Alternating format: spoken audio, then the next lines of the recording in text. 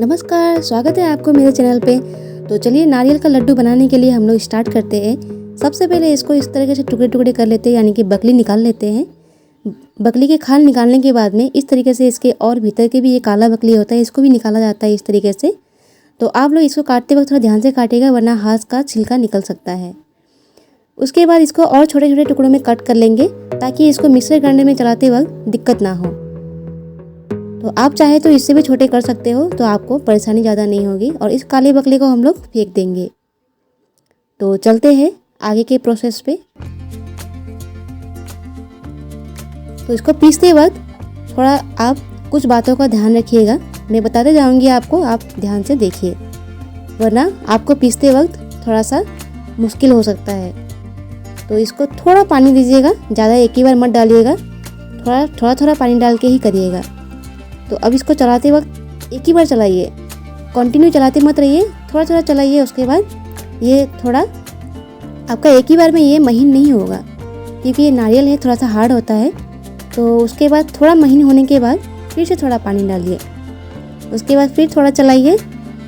तो इस तरह करके आप कुछ देर तक 5-6 मिनट तक पहला बारी का आप पीस लेते हैं। मैंने देखिए पहला बारी का पीस के वो बाटी में निकाल लिया है, बड़े बाटी पे।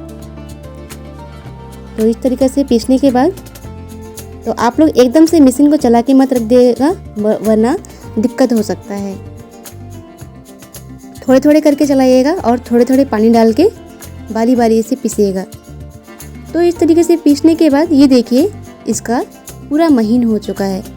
तो ये मैंने एकदम से एक ही बार पीसने के बाद में नहीं हुआ ऐसा, ये कुछ 5-6 बार पीसने के बाद ही ये पहला पार्ट अब निकल के आएगा। ये मेरा सेकंड पार्ट है, मैंने पहले पार्ट तो पहले ही पीस के वो निकाल के रखा है, देखिए बाटी में साइड में।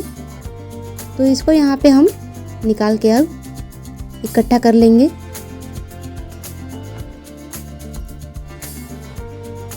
उसके बाद इसको निकालने के बाद में हम ये देखिए, तो ये एक ही नारियल का है इसलिए इतना कम निकला। आप लोग चाहे तो ज़्यादा बनाओगे तो और ज़्यादा भी कर सकते हो। उसके बाद यहाँ पे हम क्या करेंगे, अब इस स्टेज में चीनी डालना पड़ेगा। तो चीनी को आप ध्यान से रखिएगा, एक नारियल है तो इसमें हम 1.5 कप चीनी डालेंगे, यानी कि 1 कप आधा। ये 1 कप डाल लिया मैंने और आधा कप डालेंगे। तो इस चीज़ का ध्यान रखिएगा, चीनी कितना डाला जाता है। अगर एक नारियल है तो 1.5 कप डालिए, 2 नारियल है तो 3 कप डालिए। इस तरीके से आप बढ़ा सकते हैं चीनी की मात्रा।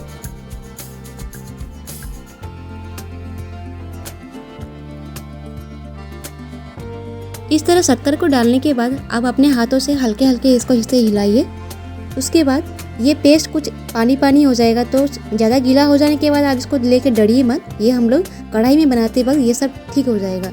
तो चलिए चढ़ते हैं आगे के प्रोसेस पे। तो हम एक कढ़ाई ले चुके हैं एकदम पूरा हाई फ्लेम पे।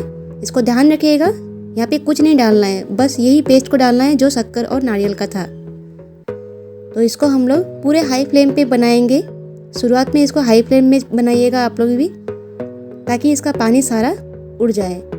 तो इसका पानी उड़ने तक, यानी कि इसका गीलापन हटने तक इसको हम लोग पकाते रहेंगे। तो ये चीज़ का ध्यान रखिएगा, इस स्टार्टिंग में हम लोग इसको हाई फ्लेम पे ही पकाना पड़ेगा।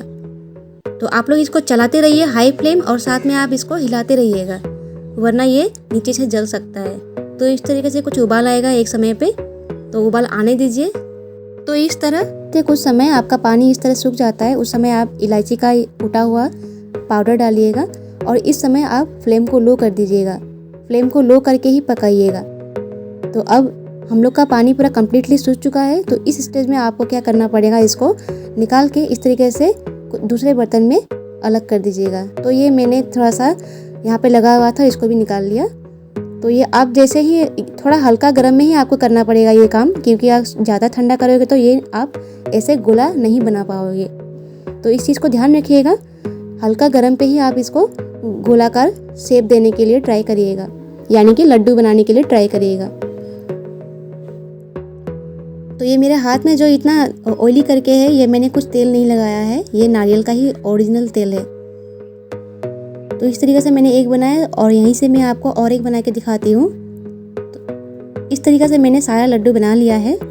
तो आप भी ट्राई करिए घर में, बहुत टेस्टी हुआ है। यहाँ पे हमारे घर पे बनाते ही ये सब नहीं रहता है, ख़त्म हो जाता है जल्दी जल्दी।